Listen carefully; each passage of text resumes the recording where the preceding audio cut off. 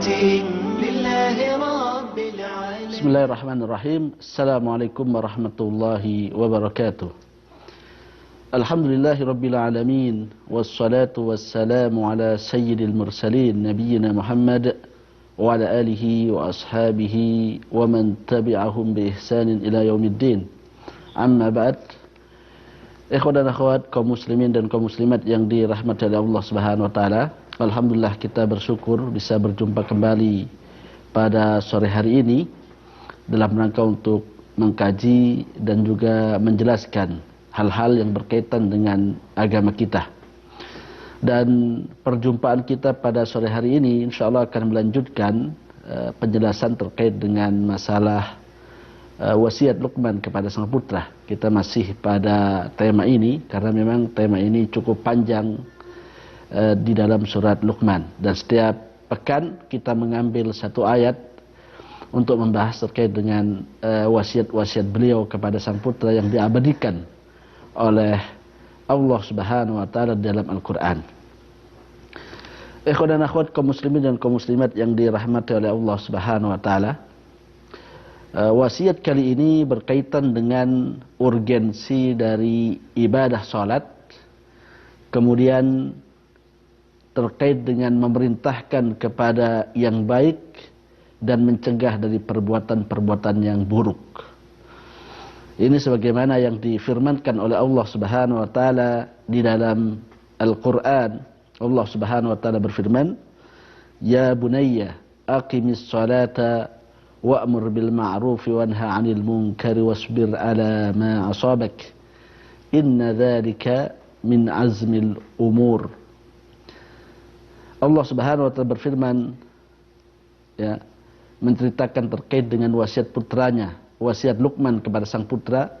"Ya bunayya, wahai putraku yang tercinta, yang tersayang, aqimis salata, tegakkanlah salat, wa'mur bil ma'rufi, perintahkanlah kepada kebaikan, wanha 'anil munkari, dan cegahlah dari kemungkaran, wasbir 'ala ma asabak, dan bersabarlah engkau atas perkara-perkara yang menimpamu, perkara buruk yang menimpamu. Inna dzalika min azmil umur, bahwa semua itu merupakan perkara yang sangat penting, yang wajib untuk dilakukan." Ini kata Luqman terhadap sang putra. Ada 3 wasiat atau 4 wasiat yang terangkum dalam ayat ini. Ayat yang pendek namun padat. Ya, nasihat yang pendek yang diberikan oleh Luqman kepada sang putranya namun padat, dan semuanya merupakan perkara-perkara penting, pilar-pilar dalam agama kita, agama Islam. Nasihat yang pertama adalah nasihat untuk mengerjakan salat. Bukan cuma mengerjakan salat, tetapi menggunakan kalimat aqimis salata, tegakkanlah salat. Ya. Menunjukkan bahwa salat ini ada rukun-rukun, ya, ada kewajiban-kewajiban yang wajib untuk dilakukan, dan apabila kita lalai melakukan rukun-rukun dan juga kewajiban-kewajiban tersebut, bisa jadi salat kita tidak sah dan tidak diterima oleh Allah Subhanahu wa taala. Ikhwan dan akhwat, kaum muslimin dan kaum muslimat yang dirahmati oleh Allah Subhanahu wa taala. Tentunya kita tahu bahwa salat merupakan perkara yang paling penting dalam agama kita. Tentunya setelah syahadat, bersyahadat la ilaha illallah Muhammadur Rasulullah, ya, sebagaimana dalam hadis terkait dengan rukun Islam, bahwa rukun yang pertama adalah mengucapkan syahadat la ilaha illallah dan Muhammadur Rasulullah. Baru kemudian iqamis salah, yaitu menegakkan salat, kata Rasulullah SAW. Jadi pilar terpenting, salah satu di antara pilar terpenting dari agama kita, rukun Islam yang terpenting adalah menegakkan salat. Bahkan Rasulullah SAW memberikan banyak isyarat terkait dengan hal ini. Di antaranya adalah dalam sebuah sabdanya bahwa as-salatu imaduddin, bahwa salat itu merupakan tiang agama, merupakan pilar bagi agama. Maka barang siapa yang menjaga pilar ini, maka akan terjaga kesempurnaan dan kebaikan agamanya. Dan barang siapa yang lalai bahkan meninggalkan pilar ini, maka itu akan menghancurkan dan membinasakan agamanya. Karena pentingnya masalah salat ini, ikhwan dan akhwat kaum muslimin dan kaum muslimat yang dirahmati oleh Allah Subhanahu wa taala, maka perlu bagi orang tua untuk menanamkan terkait dengan pentingnya salat, urgensi salat, wajibnya mengerjakan salat sejak anak-anak masih kecil, ya, sejak mereka mumayyiz, yaitu memahami perintah-perintah kita, memahami ucapan-ucapan kita, yaitu usia 6 tahun, 7 tahun, maka diupayakan anak tersebut sudah mulai kita tarbiyah, kita didik, kita kenalkan untuk mengerjakan atau menegakkan sholat. Bahkan sebelum itu, ya, ketika anak kita masih berusia 4 tahun, 5 tahun, 6 tahun, kita sudah mengajarkan kepada mereka terkait dengan bacaan-bacaan yang mudah dari salat, gerakan-gerakan yang bisa dipahami dari salat tersebut, sehingga kemudian ketika sampai pada usia mumayyiz, usia tamyiz, ya, sekitar usia 6 tahun, 7 tahun, kita sudah bisa biasakan, perintahkan, dan bisa wasiatkan kepada putra kita untuk menjaga salat. Dan Rasulullah SAW sebagaimana dalam hadis Amr bin Shu'aib an abihi an jaddihi, dari ayahnya dan juga dari kakeknya, bahwa Rasulullah SAW bersabda, muru auladakum bis salati wa hum abna'a sab'in, atau wa hum abna'u sab'in. Perintahkanlah putramu untuk mengerjakan salat, menegakkan salat ketika usianya 7 tahun, ya. Kenapa usia 7 tahun? Karena usia 7 tahun merupakan usia mumayyiz, usia tamyiz. Kebanyakan dari putra-putra kita, baik laki-laki maupun perempuan, sudah memahami apa ucapan-ucapan dari orang tuanya, nasihat dari orang tuanya. Jadi kita bisa tekankan, berikan penekanan khusus terhadap mereka terkait dengan pentingnya salat, urgensi salat, dan hukum wajibnya mengerjakan salat. Kemudian kita bina mereka, ya, kita kontrol mereka untuk melakukan ibadah salat.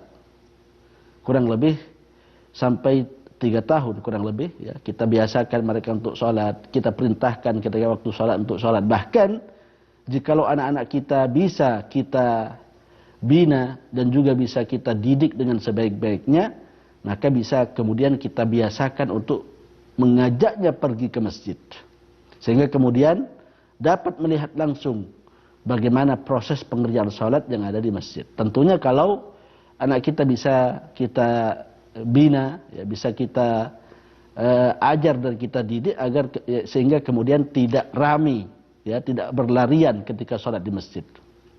Namun jikalau anak kita masih sangat kecil dan berpotensi untuk membuat keramaian di masjid ketika waktu salat sehingga mengganggu orang yang lainnya, maka kita tahan dulu sampai kemudian mereka bisa kita ajak berbicara. Baik, dalam prosesnya, ya, setahun, 2 tahun, sampai 3 tahun, pada usia 10 tahun, Rasulullah SAW mengatakan, wadribuhu, ya, dan pukullah anakmu, alaiha, untuk mengerjakan salat, wahum abna'u ashrin, dan pukullah anakmu jikalau dia sudah sampai usia 10 tahun. Ini kata Rasulullah SAW. Tentunya wasiat nabawiyah ini menunjukkan kepada kita tentang pentingnya penekanan-penekanan terkait dengan masalah menegakkan salat ini. Karena memang salat ini merupakan identitas seorang muslim yang sebenar-benarnya. Seorang muslim wajib untuk salat, dan salah satu identitas terbesar bagi keislaman seseorang adalah salat. Makanya Rasulullah SAW mengatakan, al-haddul ladzi bainana wa bainahum as-salah, faman tarakaha faqad kafar. Kata Rasulullah bahwa batasan antara kita dengan orang kafir adalah salat, mengerjakan salat. Faman tarakaha faqad kafar. Maka barang siapa yang meninggalkan salat, maka dia telah kufur. Maka ketika sampai pada usia 10 tahun, namun anak kita ataupun putra dan putri kita masih enggan untuk mengerjakan sholat, maka sudah ada tindakan-tindakan yang lebih keras agar kemudian dia paham bahwa sholat ini merupakan perkara yang sangat penting dan genting dalam kehidupan kita. Karena dia adalah identitas keimanan dan keislaman seorang hamba di hadapan Allah Subhanahu wa taala. Maka boleh bagi kita untuk memukulnya, tentunya dengan pukulan kasih sayang, ya, pukulan didikan, yaitu pukulan bertujuan untuk mengajar kepada putra kita. Ya, bukan cuma sekedar bahwa pukulan ini dapat membuat anak kita menangis, kesakitan, bukan. Tetapi pukulan ini bisa dirasakan dan bisa dipahami oleh putra kita dan putri kita bahwa ibadah salat itu adalah ibadah yang sangat penting dalam kehidupan kita sehari-hari. Kemudian kenapa usia 10 tahun? Karena usia 10 tahun, sebagian dari anak-anak kita sudah mencapai akil balik. Atau paling tidak sudah hampir balik. Sehingga ini merupakan persiapan bagi anak kita ketika akan balik. Untuk apa? Untuk agar mereka terbiasa dengan melaksanakan ibadah salat. Karena ibadah salat merupakan ibadah yang paling agung di hadapan Allah Subhanahu wa taala. Bahkan dia adalah ibadah badaniyah. Ibadah badan atau fisik yang paling agung di hadapan Allah Subhanahu wa taala. Kemudian ikhwan dan akhwat yang dirahmati oleh Allah Subhanahu wa taala, di antara bentuk didikan kita kepada putra-putra kita terkait dengan salat adalah diupayakan para orang tua, ya, laki-laki maupun perempuan, untuk melakukan salat di rumahnya. Yang laki-laki tentunya, seorang bapak tentunya diharapkan bisa mengerjakan salat sunnah di rumahnya. Adapun kalau salat wajib maka dilakukan di masjid, ya, itu paling baik. Namun ketika terkait dengan salat sunnah, maka lebih baik dilakukan di rumah-rumah kita, sebagaimana sabda Rasulullah sallallahu alaihi wasallam, "Inna afdala salatir rajuli fi baitihi illa al-maktubah." Bahwa salat seorang hamba yang paling baik adalah, ya, salat seorang laki-laki, ya, yang paling baik adalah dilakukan di rumahnya. Kecuali salat wajib, maka lebih baik atau yang paling baik dilakukan di masjid ataupun di rumah-rumah Allah Subhanahu wa taala. Apa tujuan dari sabda Rasulullah SAW ini? Tujuannya adalah agar kemudian para ayah, para bapak terbiasa untuk mengerjakan sholat di rumah atau sholat sunnah di rumah. Apa tujuannya? Ada beberapa tujuan, di antaranya kata para ulama kita adalah agar kemudian menjadikan hati kita lebih ikhlas kepada Allah Subhanahu wa taala, khususnya sholat-sholat sunnah, ya. Agar kemudian hati kita terjaga keikhlasannya. Ya, karena di rumah tidak ada orang yang tahu kecuali beberapa orang saja, yaitu istri kita ataupun anak-anak kita. Sehingga ini menjadikan hati kita untuk lebih ikhlas, ya, mengharapkan ridha dan pahala dari Allah Subhanahu wa taala. Berbeda kalau kita lakukan di masjid, maka ini tentunya akan menjadikan potensi untuk riya, karena banyak dilihat oleh manusia, potensi untuk riya sangat besar. Kemudian yang kedua kata para ulama kita adalah agar kemudian rumah itu berkah. Ya, berkah berarti banyak kebaikan di dalamnya. Jin dan setan juga takut untuk tinggal di dalam rumah kita, sehingga rumah kita banyak dihiasi kebaikan-kebaikan dan juga dihiasi ketenangan dan rahmat Allah Subhanahu wa taala. Dan hikmah yang lainnya, dan ini yang terpenting, bahwa ketika kita sholat di rumah, maka itu akan dilihat oleh anak-anak kita. Dan anak-anak kita biasanya mencontoh, apalagi masih kecil, ya, usia 4 tahun, 5 tahun, 6 tahun, itu mereka banyak mencontoh orang tuanya. Maka ketika kita melakukan sholat di rumah, maka ini merupakan isyarat-isyarat dari diri kita kepada anak-anak kita bahwa mengerjakan sholat ini sangat penting, sehingga kemudian mereka mencontoh dan meniru, ya, meniru perbuatan kita sebelum tentunya kita berikan wasiat untuk mengerjakan sholat pada waktu-waktu dan pada usia-usia yang disebutkan oleh Rasulullah Sallallahu Alaihi Wasallam. Maka perpaduan antara wasiat dengan contoh yang kita berikan, dan tentunya juga istri kita biasanya, ibu-ibu biasanya sholat di rumah. Maka ini juga contoh bagi anak-anak bahwa sholat ini sangat penting. Jadi perpaduan antara contoh yang diberikan oleh orang tua dengan wasiat yang diberikan oleh orang tua, pengajaran-pengajaran, nasihat-nasihat yang diberikan oleh orang tua, maka ini akan menjadikan anak lebih perhatian terhadap perkara yang berkaitan dengan ibadah salat ini. Ini adalah wasiat yang pertama yang diberikan oleh Luqman kepada sang putra. Kemudian wasiat yang kedua, kata beliau, wa'mur bil ma'rufi, dan perintahkanlah manusia untuk melakukan kebaikan. Jadi manusia itu adalah makhluk yang sosial, makhluk berinteraksi dengan makhluk yang lainnya. Jadi kita diperintahkan untuk berinteraksi dengan tetangga-tetangga kita, dengan sesama kaum muslimin yang lainnya. Jadi manusia itu bukan makhluk yang tinggal sendiri, ya, di dalam rumahnya melakukan uzlah, ya, kemudian tidak bergaul dengan orang yang ada di sekitarnya. Tidak. Hukum asalnya bahwa seorang mukmin diperintahkan untuk bergaul dengan orang-orang yang ada di sekitarnya. Terkait dengan perintah terkait dengan afsus salam, ya.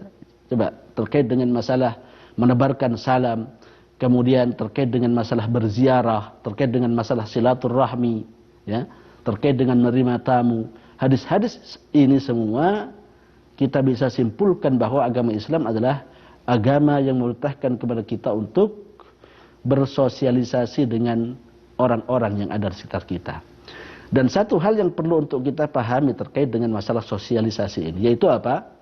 Bahwa ketika kita bergaul, maka kita akan melihat banyak manusia. Ada di antara mereka yang lalai melakukan kebaikan, dan ada di antara mereka yang kemudian melakukan perbuatan-perbuatan keburukan. Maka peran kita sebagai seorang muslim, yaitu memerintahkan kepada mereka untuk melakukan kebaikan dan mencegah mereka untuk melakukan kemungkaran. Dan inilah wasiat yang kedua dan ketiga yang diberikan oleh Luqman kepada sang putra. Wa'mur bil ma'ruf wa nahy 'anil munkar. Perintahkan kepada kebaikan dan cegahlah mereka untuk melakukan kemungkaran. Tentunya perintah ini didahului dengan hal-hal yang lainnya, yaitu terkait dengan masalah ilmu. Ya, jadi memerintahkan kepada kebaikan dan mencegah dari perbuatan mungkar ini bukan datang begitu saja, tapi ada muqaddimah sebelumnya, yaitu apa? Al-ilm bima yud'a bihi, yaitu kita mengetahui apa yang akan kita nasihatkan kepada orang lain. Dan juga kita mengetahui kemungkaran, bahwa itu adalah kemungkaran yang dilarang oleh agama kita. Sehingga kemudian kita tidak salah dalam memerintahkan kepada kebaikan dan juga mencegah dari kemungkaran. Maka al-ilm bihima, yaitu mengetahui terkait dengan kebaikan-kebaikan, ya, dan mengetahui terkait dengan keburukan-keburukan dan kemungkaran-kemungkaran, ini adalah muqaddimah yang harus dimiliki oleh seseorang agar kemudian dia melakukan kewajibannya dan tugasnya sebagai orang yang memerintahkan kepada kebaikan dan mencegah orang dari berbuat keburukan. Dan tentunya faktor keluarga, ya, faktor keluarga merupakan faktor yang penting untuk menyiapkan generasi yang seperti ini. Kita tahu bahwasanya al-amr bil ma'ruf wan nahy 'anil munkar merupakan salah satu di antara pilar agama Islam. Bahkan sebagian para ulama kita menganggap al-amr bil ma'ruf wan nahy 'anil munkar merupakan rukun Islam yang keenam, ya. Rukun Islam yang keenam setelah haji. Dikarenakan apa? Dikarenakan urgensi dari amalan yang satu ini. Rukun Islam hanya ada 5 saja. Namun karena urgensi dari al-amr bil ma'ruf, memerintahkan kepada kebaikan dan mencegah dari perbuatan mungkar ini sangat tinggi, maka sebagian mengatakan bahwasannya perbuatan ini merupakan perbuatan yang penting, seakan-akan bisa dimasukkan ke dalam rukun Islam setelah ibadah haji. Bahkan kekuatan umat ini, ya, dan kebaikan umat ini berada di atas al-amr bil ma'ruf wan nahyu 'anil munkar. Jadi kebaikan umat ini akan terjaga, ya, akan terjaga ketika kita senantiasa berdakwah kepada Allah Subhanahu wa taala, mengajarkan kebaikan dan mencegah dari perbuatan-perbuatan mungkar. Sebagaimana firman Allah Subhanahu wa taala, "Kuntum khaira ummatin ukhrijat lin-nas ta'muruna bil ma'rufi wa tanhauna 'anil munkari. Kata Allah Subhanahu wa taala bahwa kalian adalah sebaik-baik umat yang dikeluarkan oleh Allah Subhanahu wa taala. Apa itu? Sifatnya ta'muruna bil ma'ruf. Kalian memerintahkan kepada kebaikan-kebaikan. Wa tanhauna 'anil munkar, dan kalian mencegah dari kemungkaran. Wa tu'minuna billah, dan kalian beriman kepada Allah Subhanahu wa taala. Maka ketika tiga sifat ini berada pada sebuah umat, maka kita akan berada di atas al-khair sebagaimana yang difirmankan oleh Allah Subhanahu wa taala, kuntum khaira ummatin ukhrijat linnas. Sebaik-baik umat akan bisa dicapai ketika kita bisa mengumpulkan perkara-perkara yang sangat penting ini. Tiga sifat penting di sini, yaitu al-amr bil ma'ruf, memerintahkan kepada kebaikan, wan nahyu 'anil munkar, mencegah dari keburukan, dan beriman kepada Allah Subhanahu wa taala. Maka sebelum kemudian kita dakwahkan ini secara global, secara masif, secara besar-besaran, maka kita tarbiyah dulu keluarga kita untuk melakukan ini. Kita didik mereka, ya, agar kemudian ada perasaan cemburu ketika terjadi kemungkaran di tengah pergaulannya, ya, sehingga kemudian memerintahkan kepada kebaikan dan mencegah dari kemungkaran dan terbiasa untuk melakukan itu. Dan tentunya kita harus ajari perkara-perkara terkait dengan hal ini, ya, terkait dengan bagaimana kita mengingkari kemungkaran, bagaimana kita memerintahkan kepada kebaikan, yaitu dengan penuh kelembutan, ya, bahwa hukum asal dalam berdakwah adalah dengan penuh hikmah, ya, dengan penuh bijak dan dengan penuh kelembutan, sehingga kemudian apa yang kita ajarkan, apa yang kita dakwahkan bisa diterima oleh mereka. Kalaupun tidak, maka tidak menimbulkan permusuhan, tidak menimbulkan perselisihan antara satu dengan yang lainnya. Maka kita katakan bahwasannya dakwah atau mengajak kepada kebaikan dan mencegah dari kemungkaran, ini merupakan pilar dari Islam yang harus kita didik juga generasi kita, putra-putra kita dan putri-putri kita untuk melakukan perkara ini sesuai dengan kemampuan mereka, sebagaimana sabda Rasulullah SAW dalam hadis Abu Sa'id Al-Khudri. Beliau mengatakan, Rasulullah SAW mengatakan atau bersabda, man ra'a minkum munkaran falyughayyirhu biyadihi. Barang siapa yang melihat kemungkaran maka hendaknya mengubahnya dengan tangannya. Fa illam yastati, kalau dia tidak mampu, fa bilisanihi, maka hendaknya dia mengubah dengan lisannya, yaitu dengan nasihat, dengan wasiat, ya, dengan memerintahkan kepada kebaikan dan mencegah dari kemungkaran. Kalau tidak bisa juga, wa illam yastati fa biqalbihi, maka hendaknya dia merubah kemungkaran tersebut dengan hatinya. Artinya hatinya tidak ridha dengan kemungkaran yang terjadi, namun dia tidak bisa untuk mencegah, ya, kemungkaran tersebut, maka hatinya dihiasi dengan kecemburuan, ya, hatinya dihiasi dengan kemarahan terkait dengan dikoyak-koyaknya syariat Allah Subhanahu wa taala. Kemudian yang terakhir yang diwasiatkan oleh Luqman kepada putranya adalah wasbir ala ma asabak. Bersabarlah engkau terkait dengan apa yang menimpamu. Ini bisa khusus terkait dengan progres dakwah kita, bahwa ketika kita mengajak kepada kebaikan dan mencegah dari kemungkaran, maka akan ada gangguan-gangguan, ya, kita akan diganggu, disakiti oleh mereka yang menolak nasihat kita, menolak wasiat kita, ya. Dan bisa jadi wasbir ala ma asabaka ini umum, ya, bukan cuma terkait dengan berdakwah tadi itu, bukan cuma terkait dengan memerintahkan kepada kebaikan dan mencegah dari kemungkaran, tapi bersabar dalam semua kehidupan kita, yaitu bersabar ala ma asabaka, berarti bersabar atas apa yang menimpa kita dari musibah, dari keburukan-keburukan. Tentunya kita tahu bahwa kesabaran itu terbagi menjadi tiga. Yang pertama adalah bersabar melaksanakan ketaatan kepada Allah Subhanahu wa taala. Ya, bersabar yaitu bersabar ketika kita melaksanakan ketaatan kepada Allah Subhanahu wa taala. Karena ketaatan kepada Allah Subhanahu wa taala itu ada pembebanan, jadi berat bagi kita untuk melaksanakannya, ya, melakukan sholat, membayar zakat, dan juga ibadah-ibadah yang lainnya. Ini diperlukan usaha, diperlukan kesabaran, agar kemudian kita mampu untuk melakukan semua itu, semua ibadah yang Allah perintahkan kepada kita dengan sebaik-baiknya. Karena memang ada unsur taklif dalam masalah itu. Jadi terkadang kita merasa berat untuk melakukan ibadah-ibadah tersebut. Kemudian yang kedua adalah bersabar ketika kita menjauhi larangan-larangan Allah Subhanahu wa taala. Jadi hati kita ada nafsu dalam diri kita, dan nafsu ini senantiasa mengajak kita untuk mengerjakan keburukan, ya. Wa ma ubarri'u nafsi innan nafsa la'ammaratun bisu. Saya tidak berlepas diri dari nafsuku, bahwa nafsu itu mengajak kepada keburukan, kata Allah Subhanahu wa taala. Jadi nafsu ini mengajak kepada keburukan, sehingga perlu bagi kita untuk bersabar terhadap ajakan-ajakan itu. Dan contoh yang terbaik dalam masalah ini adalah Nabi Yusuf alaihissalam. Sering kita katakan bahwa Nabi Yusuf merupakan contoh terbaik bagi bersabar untuk meninggalkan maksiat kepada Allah Subhanahu wa taala. Dan kemudian bersabar yang ketiga adalah bersabar terkait dengan ujian-ujian yang datang menimpannya.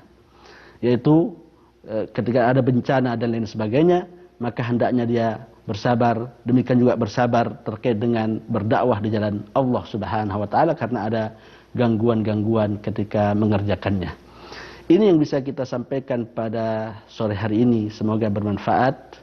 Akan berjumpa di waktu yang akan datang. Wa sallallahu ala nabiyil mustafa wa ala alihi wa sahbihi wa sallam. Wa akhiru da'wana alhamdulillahi rabbil alamin. Assalamualaikum warahmatullahi wabarakatuh. Rabbil alamin تطيب أسعد قلوب الحياة بحبنا للدعوة لله رب العالمين تطيب أسعد قلوبا بالهداية والتقى ونر طريقي كي أراه يطيب طيب الحياة بحبنا للدعوة لله رب العالمين تطيب أسعد قلوبا بالهداية والتقى وأنر طريق